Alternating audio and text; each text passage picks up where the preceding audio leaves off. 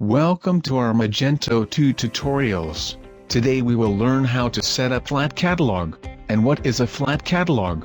A flat catalog creates new tables on the fly, where each row contains all the necessary data about a product or a category. Flat catalog indexing can also speed up the processing of catalog and cart price rules.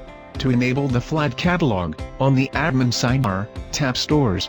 Then under Settings, choose Configuration. In the panel on the left under Catalog, choose Catalog. Expand the storefront section and set all content to Yes. After saving, tap the Cache Management link in the system message and refresh the cache. Go to Catalog, Product and open a product in edit mode. In the Name field, add the text to the end of the product name. Search for the product you edited. The change will appear within a minute, or according to your cron schedule. Coming up next, we will learn about the marketing menu. Hexa. Connecting applications, automating processes,